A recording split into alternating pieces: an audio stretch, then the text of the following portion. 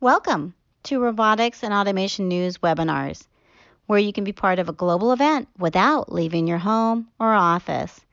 Attend our live webinars and communicate directly with influential professionals in your industry. Hello, my name is Abdul Muntakim. I'm editor of Robotics and Automation News.com. In this interview, I speak to Professor David Blekhman, who lectures at the California State University, Los Angeles. Professor Blekhman is an expert in alternative energy for vehicles, such as hydrogen fuel cells and lithium-ion batteries, two competing technologies which I ask him to talk about during the interview. The professor starts with a presentation and I ask him questions at the end. Hello, everyone. And Abdul, thank you very much for inviting me on your channel to talk about my program and our future plans. My name is David Blekhman. I'm a professor of technology at Cal State LA University, Los Angeles. My email is here on the slide, blekhman@calstatela.edu. As a professor, I'm responsible for sustainable energy and transportation program, where majority of what I teach is concentrated in on the senior level, so it's a fourth year.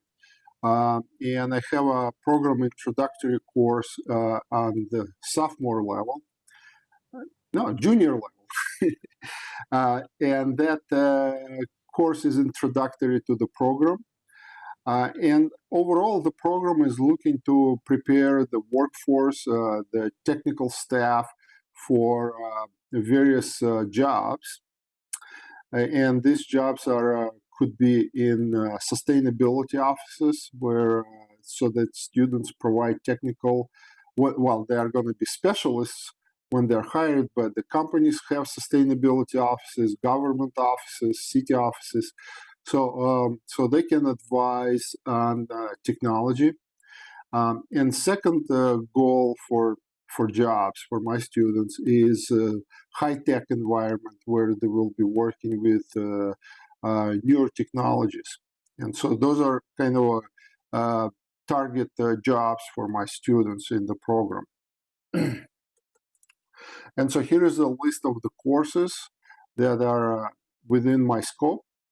And usually the program starts at the, as I explained, on the junior level, Tech 3700.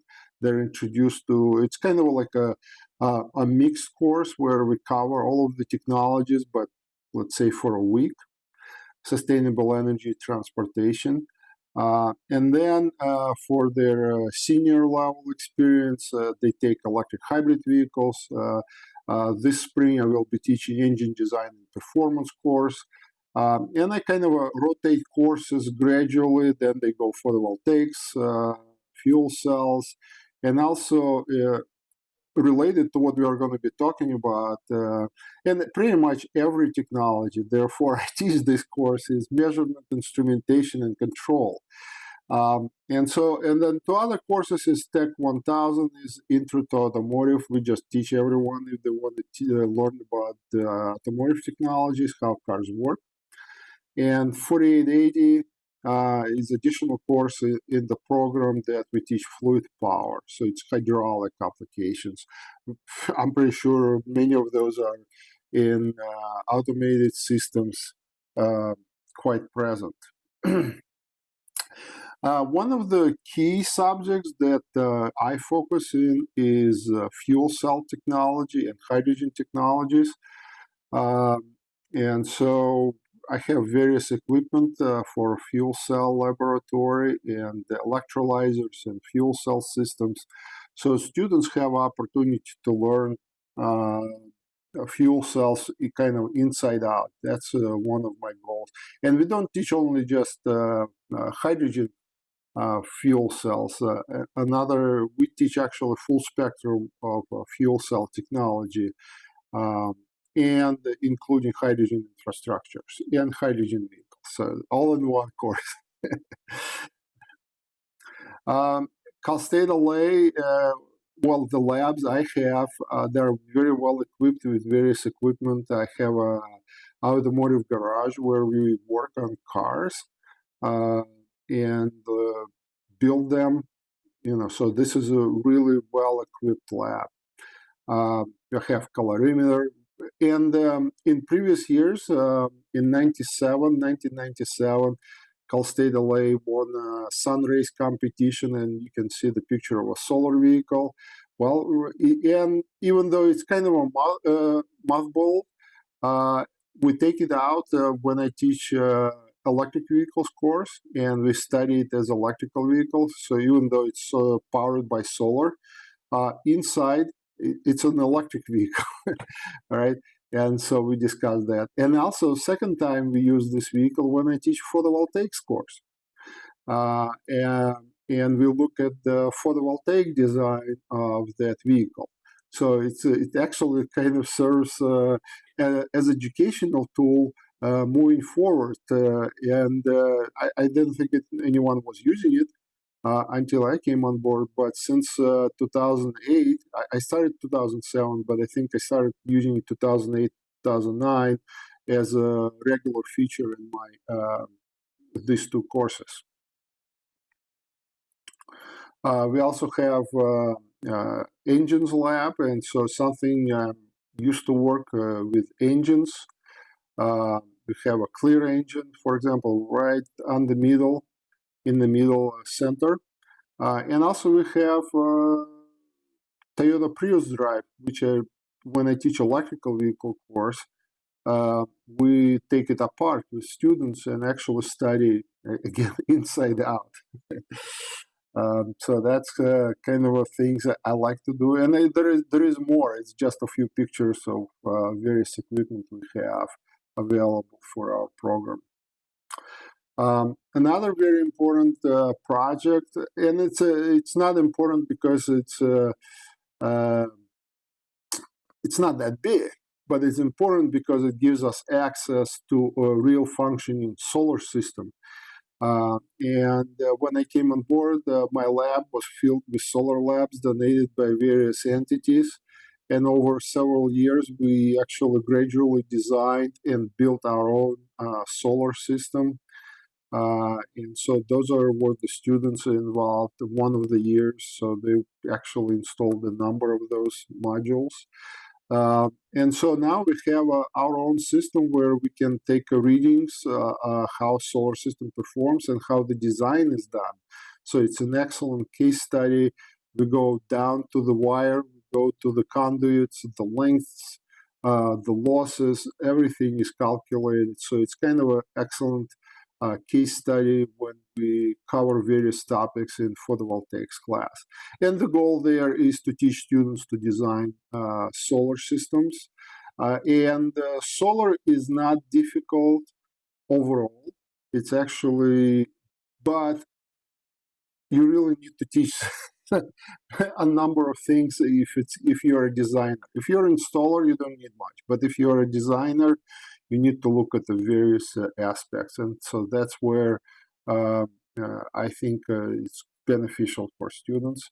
And then we upgrade it. So we have 3 arrays, and one array was built from very old 1990s solar modules, and a couple of years ago, no, it's actually 2017, 2018 project. We worked with students and we modified one of the arrays with new LG modules. And now we can compare old Sharps, and old Sharps are only 10% efficient, and new LGs are 20% efficient. So now you have this comparative study that between different arrays. So like a Sharp arrays are 28 modules, and here we have 11 modules, and 11 modules producing are as much as 28. They're slightly bigger and twice efficient.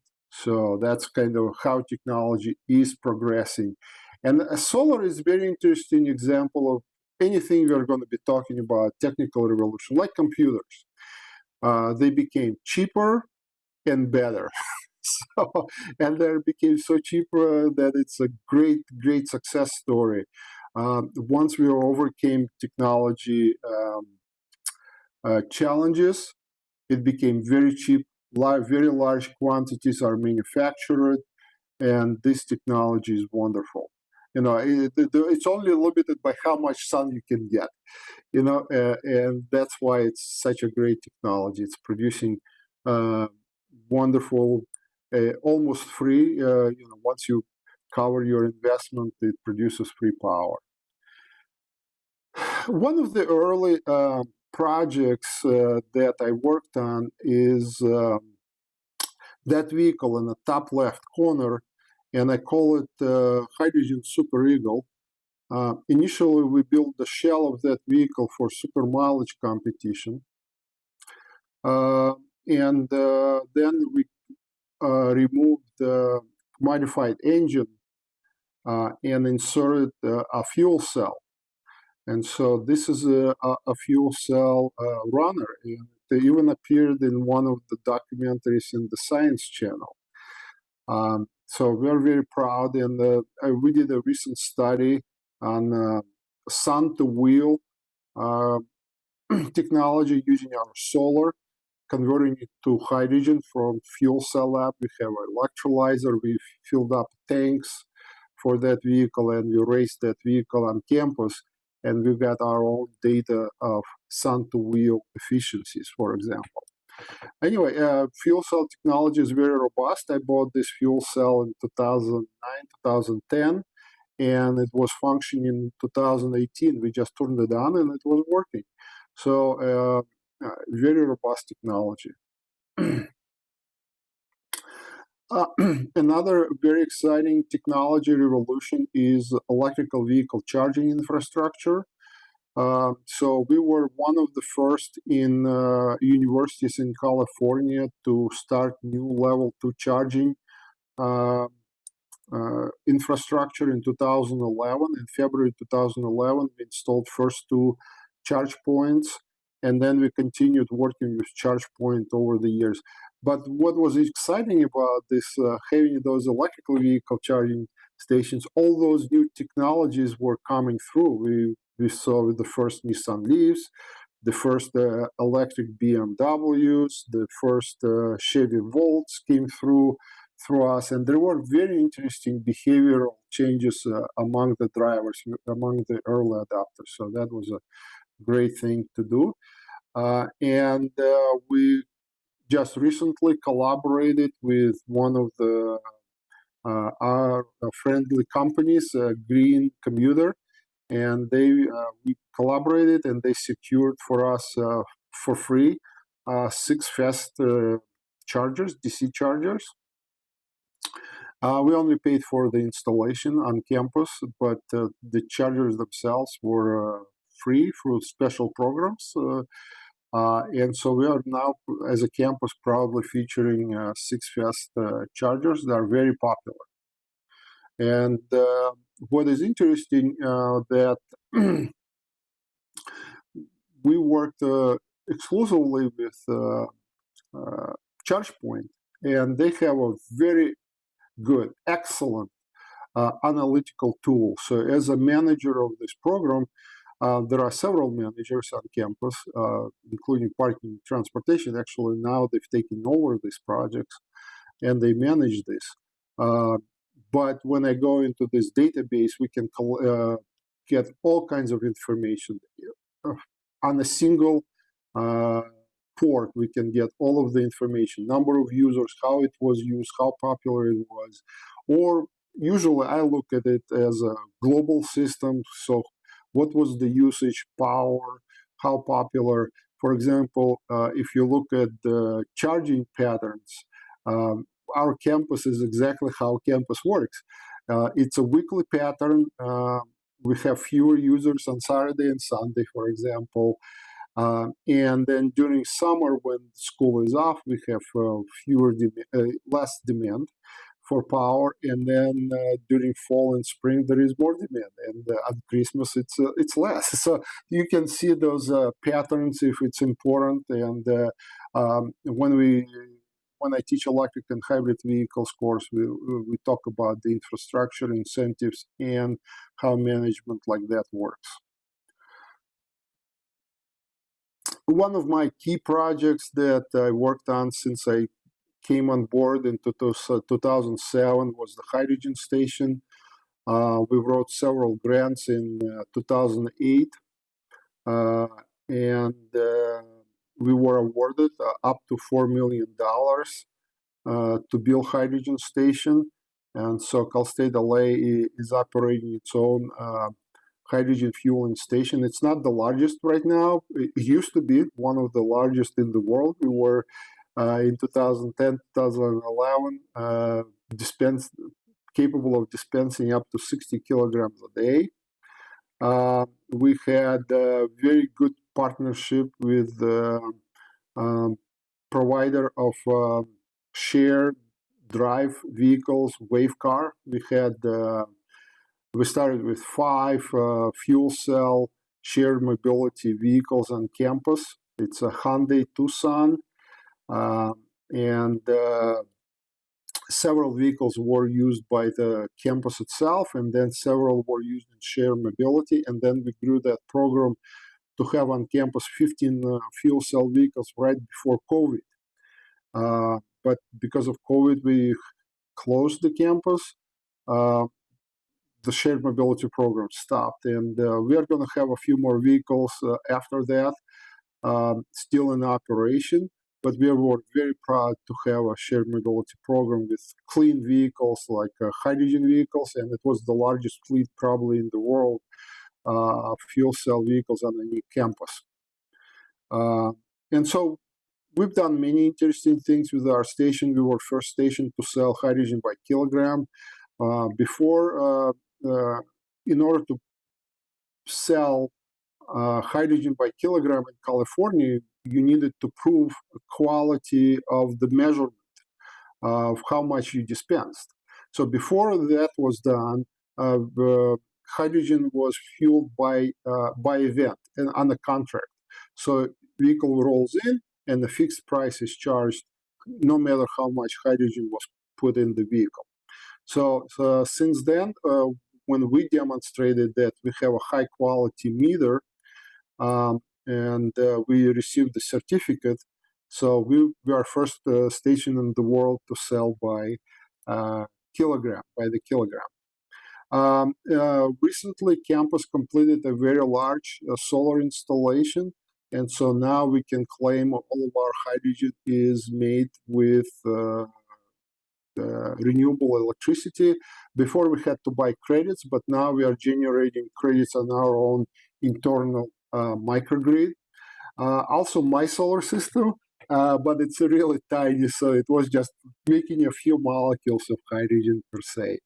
I also have this cute picture of students that come and visit our station. We actually place very high focus on sharing our knowledge about fuel cells and hydrogen, and hosting public tours, or just dignitaries or government officials. So we actually, or industry professionals, but majority, 85% of our visitors are students.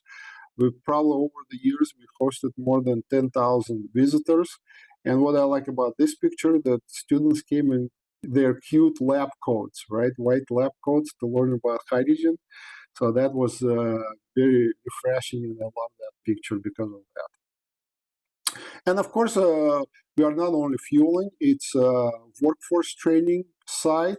We usually have several internships of our students, and they work 15, 20 hours per week at the station, and it's 4 or 5 students each time that we teach. And also there are research projects that we undertake. Those research projects are from the real data that we generate at our station, and very few people share how hydrogen stations work. And so we are really filling up that niche of practical hands-on experience with working with hydrogen stations. So one of the key collaborations we have in that regard is University of Calabria in Italy. So they are very interested in hydrogen technology, and we've been collaborating and very successful on publishing our findings. So that's how a station looks from the inside. And you can see on the left rail. And that's where we bring our tours and actually showing people how hydrogen station works. It's not everything, but we have storage, we have compressors, we have cooling, and so and there is electrolyzer. So if you look at the picture behind me, would be a large electrolyzer that takes electricity and makes hydrogen.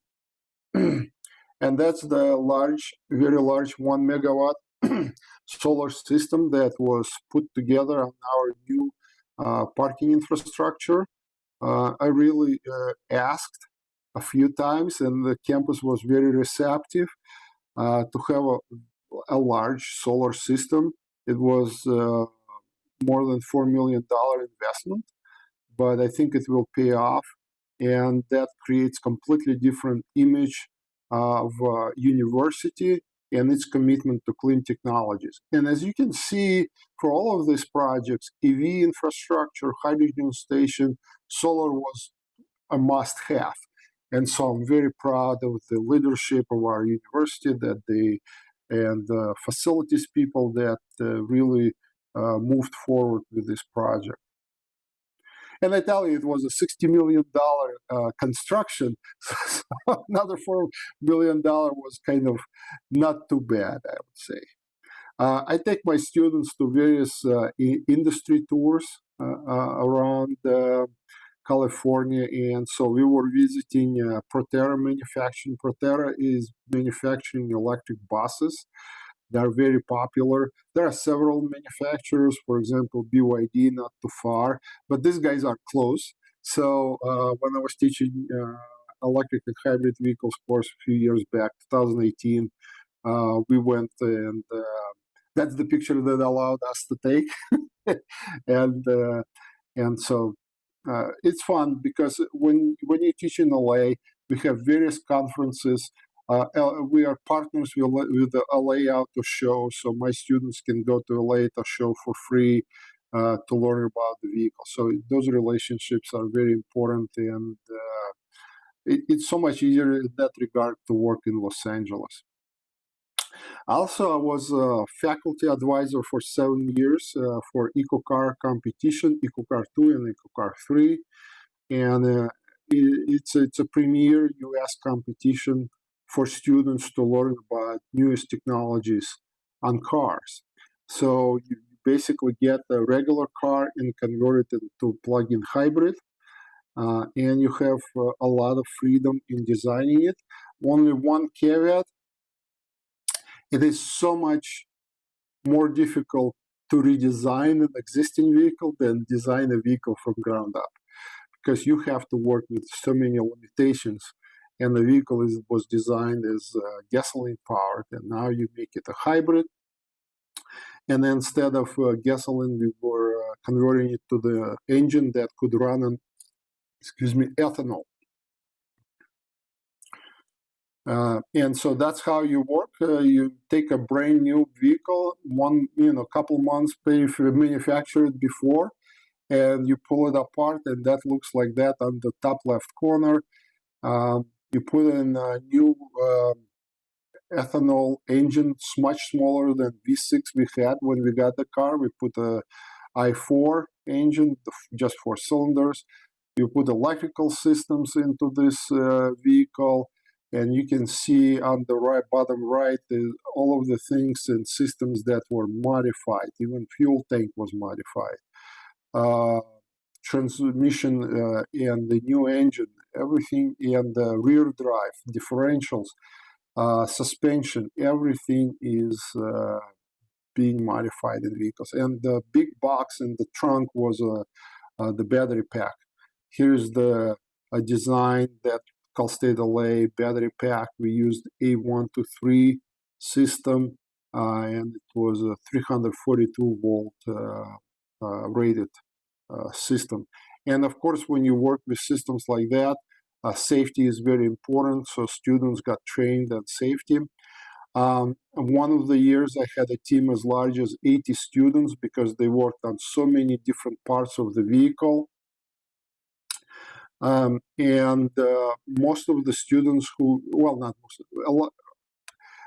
there is a large number of students that I now have from California moved to Michigan.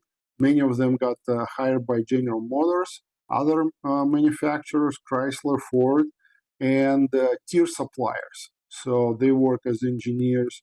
So they go like, and if you think about East Los Angeles, where Cal State is located, we actually work with disadvantaged communities. So a lot of the students from relatively poor backgrounds, and I had one student that a year before graduation, her entire family moved into the not dorm, but one of the rooms she was renting. So that's how things happen for those families. And a year later, she already had a job offer from General Motors, and a year later, she was, I don't know, making $70,000-$80,000 as an engineer. So going from poorest to richest, it was a very important project for our students as a springboard for their future careers. And also was a great learning tool for me as a faculty. So now I can continue sharing that knowledge that we acquired over that number of years working on various systems of these vehicles. And that's the product. Actually, we converted a regular vehicle into a police interceptor. And and it's a plug-in hybrid vehicle, bona fide, and we really enjoyed. And the reason we converted to a police vehicle because one of the local politicians asked me, "Can you build a car for police service or first responder service?" And when we looked at it, apparently plug-in hybrids are an excellent choice. For that type of service. They can, during a stakeout, you don't need to run your engine. You just use the batteries and air conditioning is working, which is important in Los Angeles. If you have a K9 in the vehicle, also air conditioning can be running without running engine. You can have a city patrol mode. Again, you run on electrical. And then if you need the pursuit mode, engine and your electrical motor can work together to give you that high-speed chase capability. And local environmental agency, South Coast Air Quality Management District, recognized our outreach efforts and the efforts in designing this vehicle. So we were awarded educating the public about energy efficiency vehicles Clean Air Award. So that was one of the accomplishments. We also had accomplishments with EcoCar 2 and various awards. But this one I'm very proud because it's a local agency that supported us during the competition. And so we were very proud to do our work with their name. And so some previous awards for EcoCar 2. In 2013, we got second place in the entire competition, which is 16 teams, 15 teams at the time. Very difficult to accomplish. And also, LA County recognized us with the Green Leadership Award back then. And as I mentioned, we do a lot of outreach and education, not only through the hydrogen station, but through the EcoCar competition. And so we brought hundreds and hundreds of students and talked about clean transportation with them. We also, because it's a police vehicle, the police theme, so our customers were police and sheriff. And so I had the opportunity to talk to those officers and discuss with them clean transportation. And on the top left, I actually gave them a quiz on clean cars. So those sheriffs are filling up a quick quiz that we processed for the competition. One of the things when you design police cars is whether you can move in and out with the police gear. and that's what we did. I kind of one of the officers gave me some gear, and I practiced getting in and out of our vehicle, and it was very comfortable because it's a coupe, so it was easy. And that's kind of things I've worked on. And one of the aspirational things moving forward is to secure a shuttle service on our campus. So our campus is actually very well situated to have a shared mobility service with autonomous shuttles. And I'm kind of a first mile, last mile kind of service. So we would love to collaborate with the Robotics and Automation magazine and moving forward with our project. Right now, it's very conceptual project, something that we are just thinking about, and we have a number of faculty and a lot of broad expertise of various fields required for autonomous field. And so we are hoping that we will be successful. And as you can see, we were successful with a number of projects before. And that's what kind of drives us in terms of being confident that we can deliver. But right now we need to find a technology provider partner and also other partners who would be interested in this promoting this technology. And going in the future, we are really hoping that this knowledge could transfer into something interesting, something cool for upcoming Olympic Games in Los Angeles. So that's kind of a initial thinking about the autonomous shuttles. Thank you very much, Professor Blekhman. David, if you don't mind me calling you David. I've got a few questions which I'd like to ask you, if that's okay. My first question was to just basically to ask you to explain the differences between things like when people say fully autonomous or driverless, as well as something called ADAS, which stands for Advanced Driver Assistance Systems, and the SAE, Engineering Association, SAE, there's 6 levels of automation, and it's great that you've got that slide because that's exactly what the question is about.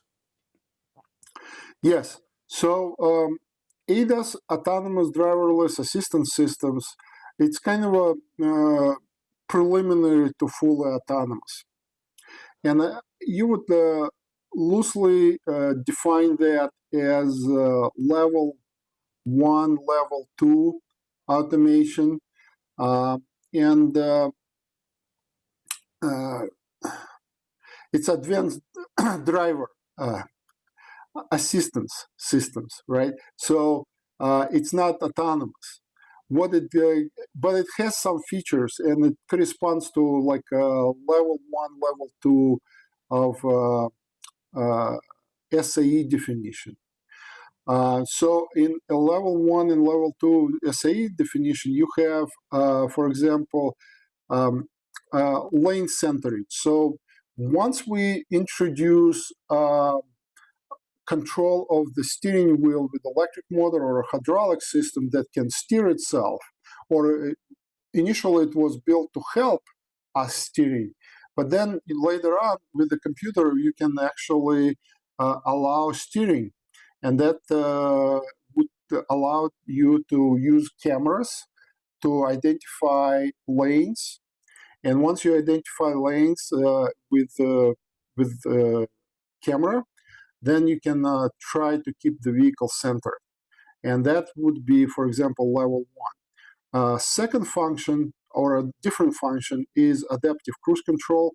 So if you have sensors that can gauge the distance, so usually ultrasonic of sorts, or a camera-based system that can gauge the distance to the vehicles up front and actually gauge their speed as well. Now, instead of a regular cruise control, your cruise control system can follow the vehicles up front and even stop the vehicle if the traffic stops, right? And so either one of those two systems in level 1, or if you have both of them, adaptive cruise control and lane centering, both of them working together, that would be level 2.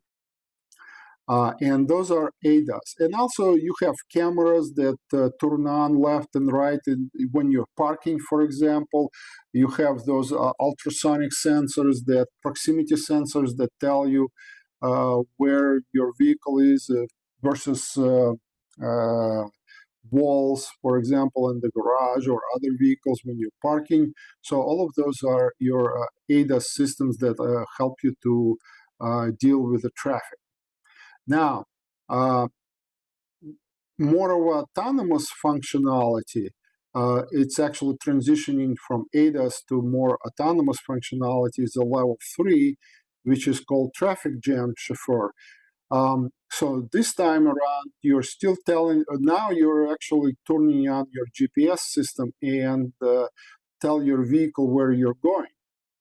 And if part of your route is highway, for example, then the vehicle can not only do lane centering, adaptive cruise control, but it also can change lanes and move you around the traffic. So, so that would be traffic jam chauffeur. But once you're coming off the highway, you probably would need to take over the control of the vehicle for the street level streets. Oh, street level driving. Now, and then we have a gigantic leap in technology going from level 3 to level 4. So now from relatively simple functionality and decision making, we are going to level 4, where we have a full suite of sensors.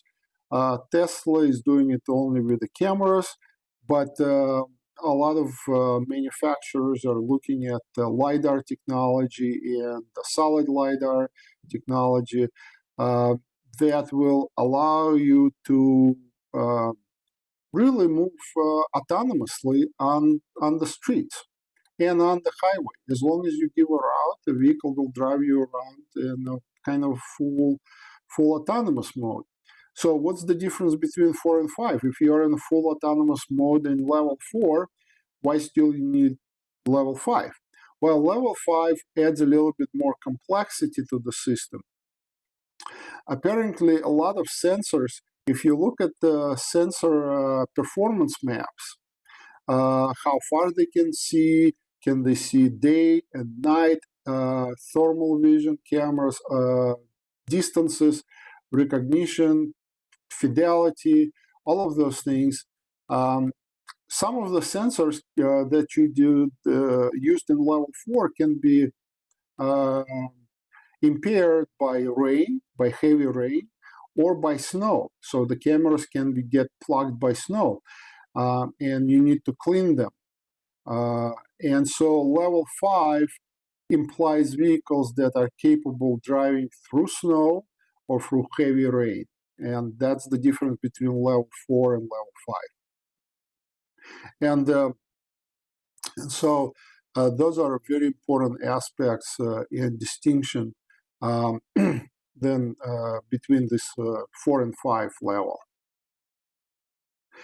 Level 4, if it's snowing or raining, could require the driver to take over control of the vehicle.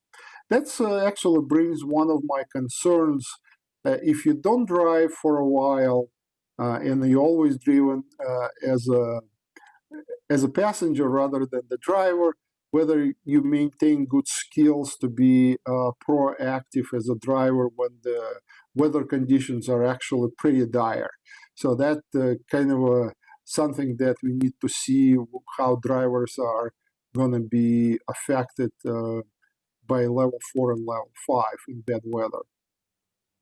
So that's kind of an answer various levels. Okay, thank you very much for that. And I wanted to ask about what seems to be the connected development along with autonomous vehicles, the electric revolution, if you like. The more and more people want electric cars, more and more manufacturers are making electric cars. The interesting thing for me seems to be that development of autonomous vehicles is happening in conjunction or at the same time as electric, and manufacturers kind of articulate, sometimes say that it's one and the kind of same thing for them. The autonomous vehicles are going to be electric.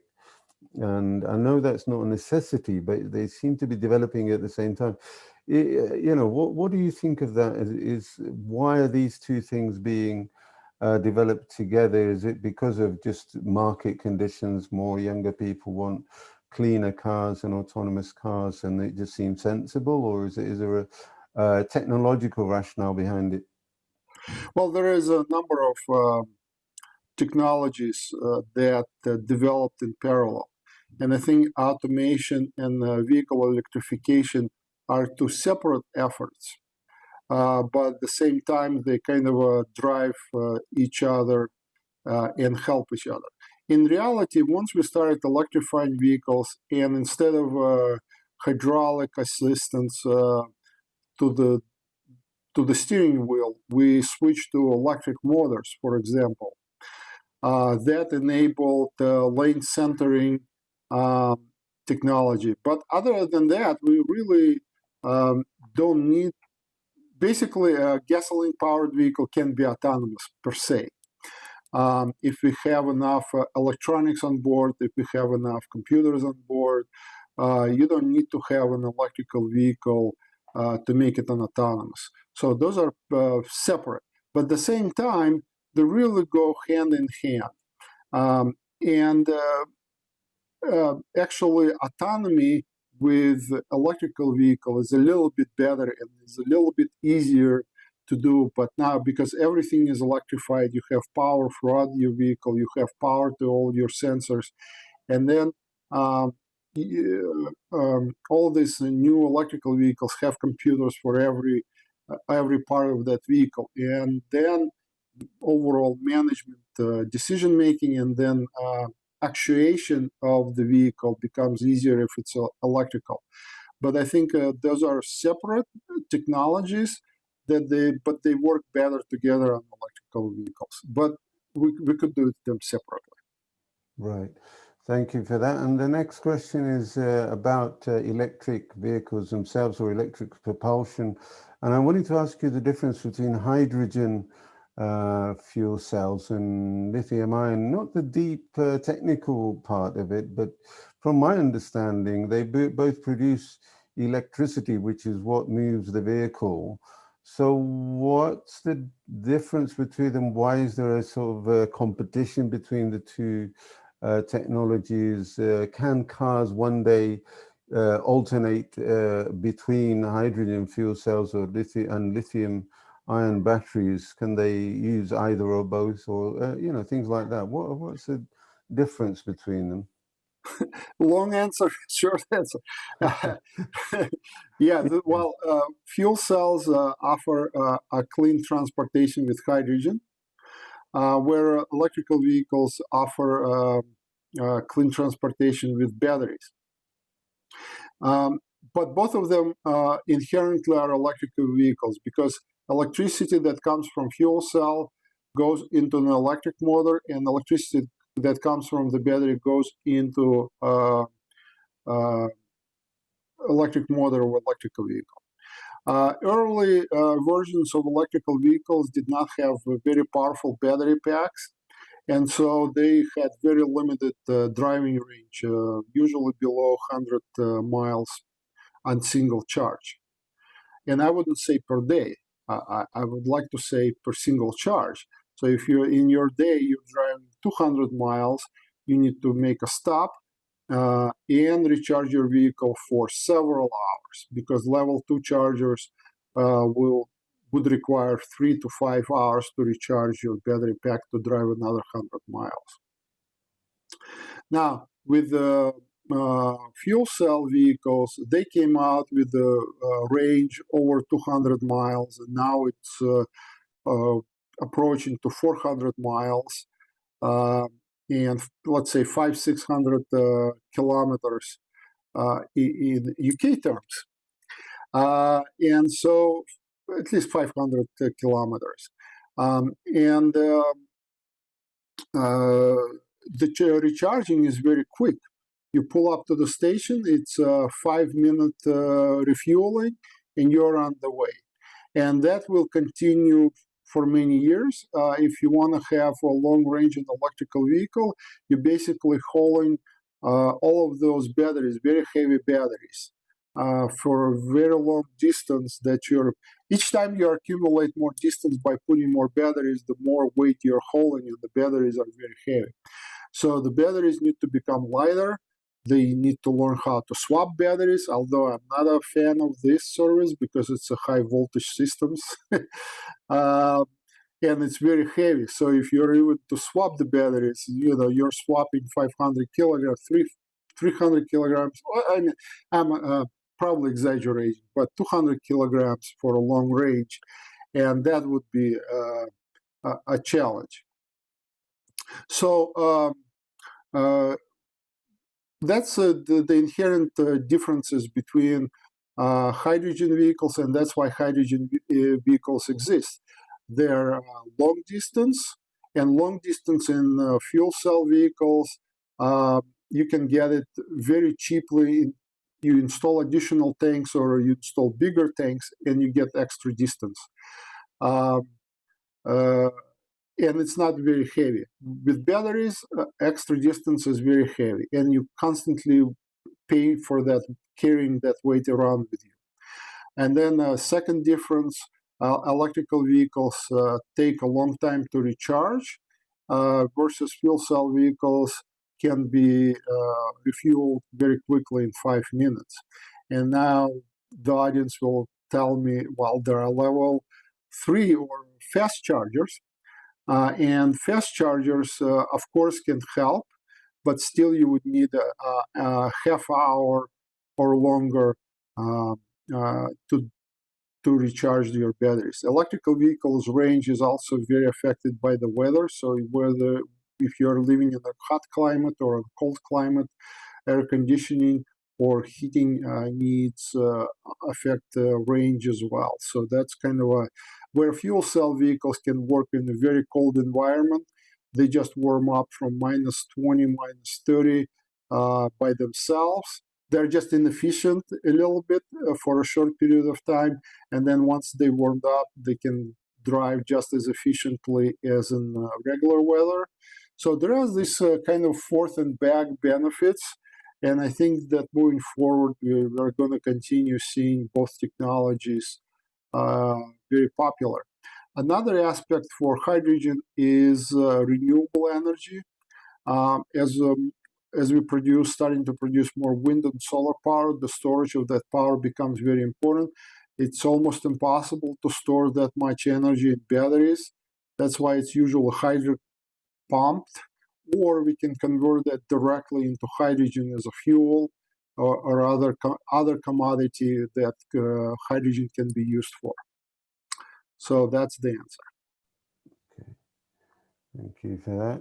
And what are your own predictions as to how things will develop? You touched on, mentioned that hydrogen and electric will both find their own sort of market, will be popular. How popular do you think, and how quickly can they become popular? I mean, the petrol engine, some people say, is basically on its last legs. It's on the way out, but it could take 50 to 100 years for them to be phased out. What's your own opinion? Actually, I would just agree with you. It will take many, many years to replace engines, and engines resist. In a good sense, they become cleaner, they become smaller, more efficient, turbocharging, supercharging. All of these technologies make engines more efficient. And we have engines that run on ethanol. So that would be a clean fuel for engines. Although some NOx formation, but for that we have caloric converters. Vehicles, combustion engines have been developing over 100 years, and they're constantly becoming better. But of course, moving forward, we are going to see advent of electric vehicles and fuel cell vehicles.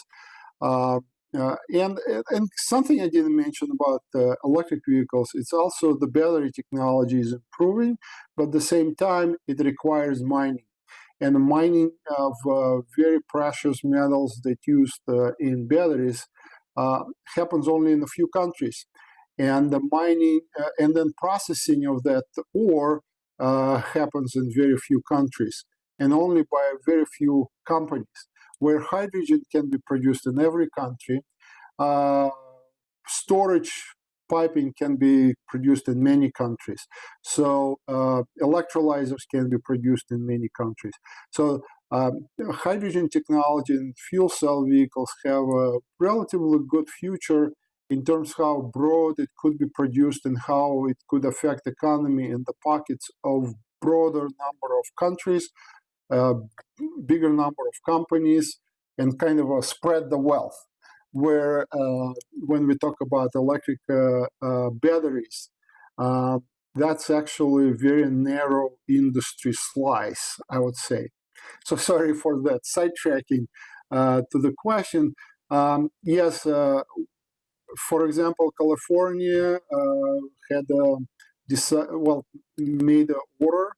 Governor Newsom just ordered that in 2035 we are transition to sales of electric and hydrogen vehicles. I don't see that happening that fast, but this is a really good goal to move forward. I would like to hear more commitments from manufacturers like that. Audi was planning to do something like that, but they're still with engines. Audi promised to transition to electric vehicles in 2022, probably, or 21. And so I don't see that happening that fast, but gradually it would be good to see cleaner vehicles on our roads.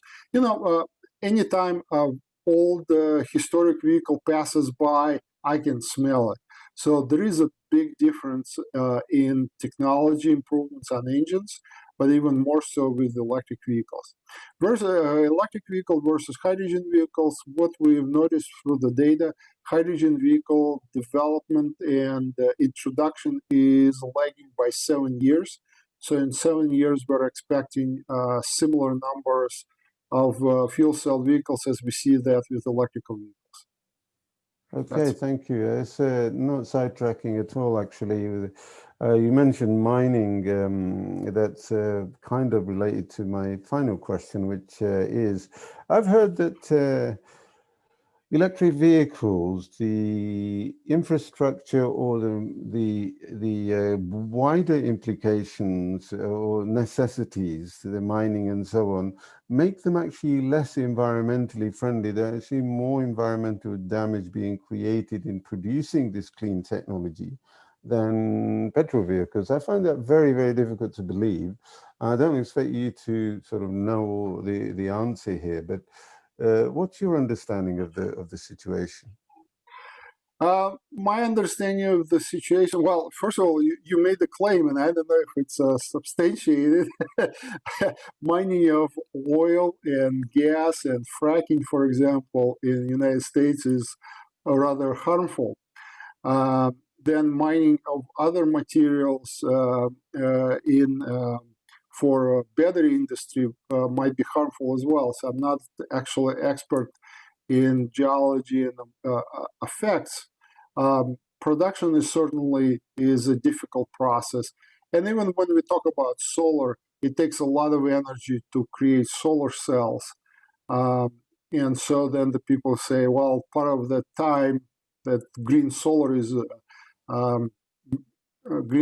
producing electricity, right? Part of that it goes to pay for the electricity to make those solar cells, right? Same with electric vehicles and hydrogen vehicles. It will take time to settle those things. It's very early in this technology, and as I mentioned, if you look at the old engines, they were dirty and polluting, and now they're so much cleaner. But it is a responsibility of these governments and the companies that make money with mining to follow sustainable processes and assure, you know, that environment is not harmed. But I guess it's a bigger question for bigger people. Yeah, it will take time to assess these things and Of course. which technology develops fastest and necessitates more production and so on. Well, Professor David Blekhman, that was a fascinating interview and a presentation. Thank you very much for all of that and your time as well. And have a great day. And likewise, Abdul, thank you very much for inviting me to speak to robotics and automation audience. And if they have any questions, they're welcome to reach out to me. And hopefully we can have a few more discussions moving forward. Thank you. Great. Thank you. Bye-bye. Bye. Send us an email at sales@roboticsandautomationnews.com to register for one of our many upcoming webinars. And if you'd like us to host your webinar, we have a range of options, including long-term lead generation packages and marketing campaigns. We look forward to hearing from you soon.